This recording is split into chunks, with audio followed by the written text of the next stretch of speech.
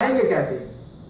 بچانے کا ایک ہی طریقہ ہے کہ ہم لوگ قال اللہ اور قال رسول اللہ صلی اللہ علیہ وسلم کے اوپر عمل کریں۔ جو شخص اس مہینے کے اندر اپنی برائیوں کو چھوڑ دے گا 29 یا 30 دنوں کے لیے، وہ انشاءاللہ پوری زندگی کے لیے بھی اپنی ان برائیوں کو چھوڑ سکتا ہے۔ جو شخص ان 30 دنوں کے اندر اپنے گھر کے اندر اپنے بیوی بچوں کو قرآن اور حدیث کی تعلیم دے گا، وہ انشاءاللہ باقی 11 مہینوں کے اندر بھی اپنے بچوں کو قرآن اور حدیث کی تعلیم دے سکتا ہے۔ اس لیے محمد صلی اللہ علیہ وسلم نے ہمیں صرف 2 چیزیں بتائیں کہ اگر یہ 2 چیزیں تم لوگ پکڑ لو گے تو پھر تمہارے لیے کوئی خوف نہیں ہے۔ ان 2 چیزوں کے علاوہ کوئی اگر شخص تیسری چیز کو تلاش کرے گا تو اس کے لیے سوائے دلالت کے کوئی اور چیز نہیں ہوگی۔ قال رسول اللہ صلی اللہ علیہ وسلم ترکت فیکم امرین لن تضلوا ما تمسکتم بہما کتاب اللہ و سنت نبی صلی اللہ علیہ وسلم۔ میں نے تمہارے درمیان 2 چیزیں چھوڑی ہیں، وہ شخص ہرگز گمراہ نہیں ہوگا جو ان 2 چیزوں کو پکڑ لے گا، کتاب اللہ یعنی قرآن اور سنت نبی صلی اللہ علیہ وسلم اور محمد صلی اللہ علیہ وسلم کی سنت۔ جس شخص نے اللہ کے نبی صلی اللہ علیہ وسلم کی سنت کو اور قرآن کو پکڑے رکھا وہ شخص کبھی بھی گمراہ نہیں ہو سکتا۔ پھر اللہ اور اللہ کے رسول صلی اللہ علیہ وسلم نے ہمارے اوپر کوئی اتنی سختی نہیں کی کہ ہم ہر نفل کو کے پیچھے بھاگے اور اپنے فرائض کو چھوڑتے جائیں۔ اگر جو شخص صرف اپنے اسلام کے 5 ارکان کو پکڑ لے مضبوطی سے تو بھی اس کے لیے اللہ سبحانہ تعالیٰ نے جنت کی گارنٹی دی ہے۔ صرف یہ 5 ارکان۔ ایک شخص کہتا ہے کہ مجھ سے عشاء کام پہ سے آتا ہوں 17 رکعتیں پڑھنی پڑتی ہیں، 17 رکعتیں پڑھنے کے لیے بہت تھک جاتا ہوں تو وہ کہتا ہے تھوڑا ریسٹ کر لوں۔ وہ جب سوتا ہے 17 رکعتوں کے خوف کی وجہ سے تو کیا ہوتا ہے وہ اپنی فرض نماز بھی گوا دیتا ہے۔ دن میں کام پہ سے آتا ہے 12-14 رکعتیں میں نے پڑھنی ہے ظہر کی، تھوڑا ریسٹ کر لوں تو کیا ہوتا ہے ظہر نکل جاتی ہے، عصر داخل ہو جاتی ہے۔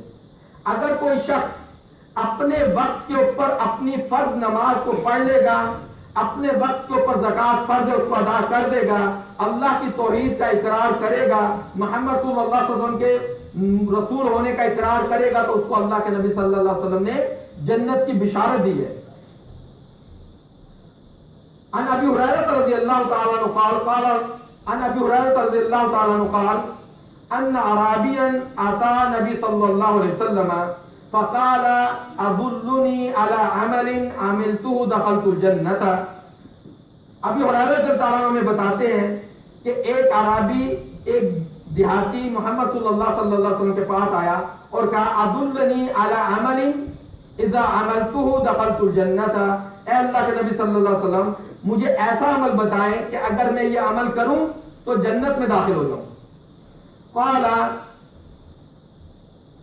لا تشرک باللہ، قال لا تعبدوا لا تشرک باللہ شیئا، اللہ کے ساتھ کسی کو شریک نہ کرنا، وتقیم الصلاۃ اور مفروضتہ اور اپنی فرض نماز کو ادا کرنا، وتؤدی الزکاۃ المکتوبۃ اور اپنی فرض زکوٰۃ کو ادا کرنا، وتصوم رمضان اور رمضان کے روزے رکھنا۔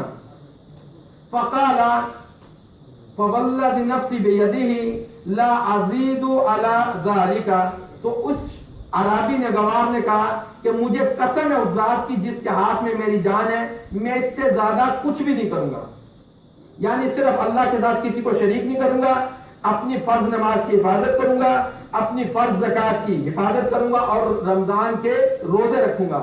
تو اللہ کے نبی محمد صلی اللہ علیہ وسلم نے کہا من اسرہ ان ینظر الی رجل من اہل الجنۃ فلینظر الی ذلک، جو شخص چاہتا ہے کہ وہ ایسے شخص کو دیکھے جو جنتیوں میں سے ہے تو وہ اس شخص کی طرف دیکھ لے۔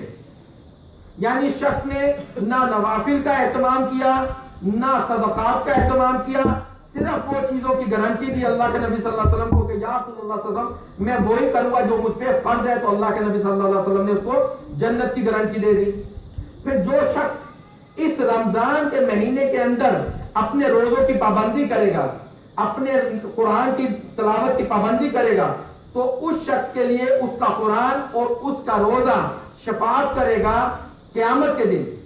اللہ کے نبی صلی اللہ علیہ وسلم فرماتے ہیں ان الصیام والقرآن یشفعان لعبد یوم القیامت، کہ قرآن اور روزہ شفاعت کرے گا بندے کے لیے قیامت کے دن.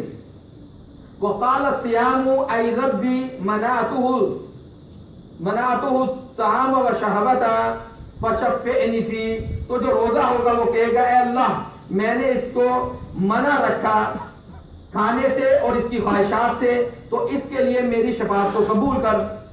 وقال القرآن منعت النوم باللیل فشفعنی فی، اور قرآن کہے گا کہ اللہ میں نے اس کو رات کو سونے سے منع رکھا تو اس کے لیے میری شفاعت کو قبول کر. فیشفعان، تو ان دونوں کی شفاعت قبول کی جائے گی. تو اس شخص کے سے بہتر شخص کون ہوگا کہ جس کی شفاعت یہ قرآن اور یہ روزہ کرے گا. پھر اللہ سبحانہ و تعالیٰ نے روزے رکھنے والوں کے لیے ایک دروازہ مخصوص کر دیا ہے. یہ دروازہ صرف ان کے لیے ہے جو روزے رکھیں گے، روزے داروں کے علاوہ کوئی شخص بھی اس دروازے سے داخل نہیں ہوگا. یہ حدیث ہمیں ملتی ہے صحیحین میں، بخاری میں بھی اور صحیح مسلم میں بھی.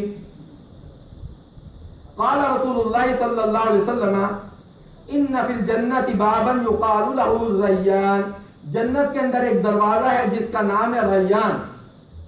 یدخلون منہ الصائمون، اس میں سے روزہ رکھنے والے داخل ہوں گے. ولا یدخلون احد غیرہم، اور اس میں سوائے روزے داروں کے کوئی بھی داخل نہیں ہوگا. تو ہم اللہ سے دعا کرتے ہیں کہ یا اللہ ہمیں بھی ان لوگوں میں سے کر دے، ان روزے داروں میں سے کر دے جو اس باب الریان سے جنت میں داخل ہوں گے. اور اللہ سے یہ دعا بھی کرتے ہیں کہ اللہ جب کہ تو نے ہمیں ہدایت دکھا دی، ہمیں سیدھا راستہ دکھا دیا، ہمیں یہ بتا دیا کہ ہم اپنے آپ کو اپنے بچوں کو کیسے جہنم سے دور رکھیں، تو اللہ اب اس کے بعد ہمارے دلوں کو ٹیڑھا نہ کرنا. ربنا لا تزغ قلوبنا بعد إذ هديتنا وهب لنا من لدنك رحمة إنك أنت الوهاب. أقول قولي هذا واستغفر الله لي ولكم. انشاءاللہ اگر کوئی سوال ہو تو انشاءاللہ افطار کے بعد بھائی اور بہنیں سوال کر سکتی ہیں. جزاکم اللہ خیر. أقول قولي هذا واستغفر الله لي ولكم.